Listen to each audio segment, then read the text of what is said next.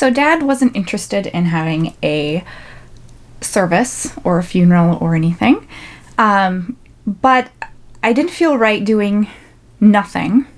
I felt like he deserved a little bit of a send-off. And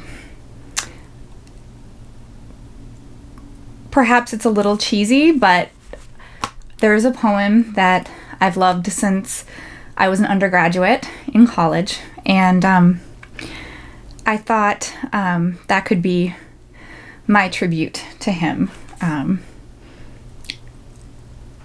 So it's a poem by Larry Levis. You can find it in the book Winter Stars. And the poem's called Though His Name is Infinite, My Father is Asleep.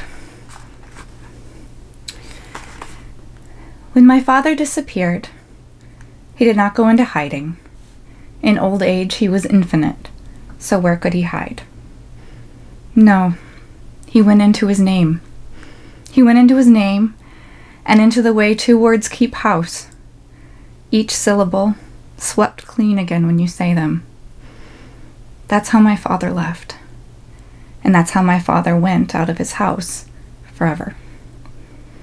Imagine a house without words, the family speechless for once, at the kitchen table, and all night a hard wind rooting the mottled skin of plums in the orchard, and no one lifting a finger to stop it. But imagine no word for house, or wind in a bare place always, and soon it will all disappear. Brick and stone and wood, all three are wind when you can't say house and know any more what it is.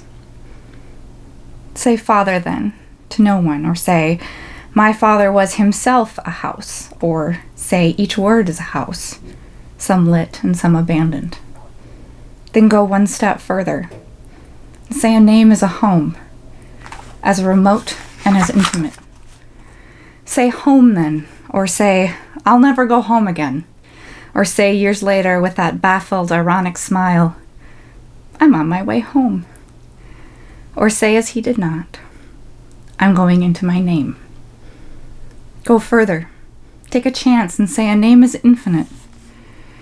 Repeat all of the names you know, all of the names you've ever heard, the living and the dead, the precise light snow of their syllables. Say your own name, or say a last name. Say mine, say his. Say a name so old and frayed by common use, it's lost all meaning now, and sounds like a house being swept out, like wind where there's no house. Say finally, there is no way to document this, or describe the passing of a father, that faint scent of time, or how he swore delicately, quickly against it, without ever appearing to hurry the ceremony of swearing. And say, too, how you disliked and loved him, how he stays up all night now in 2 words, how his worn-out, infinite name outwits death when you say it.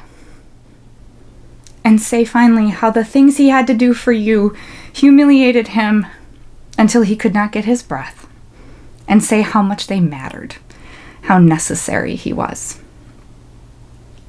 And then, before sleep, admit also that his name is nothing.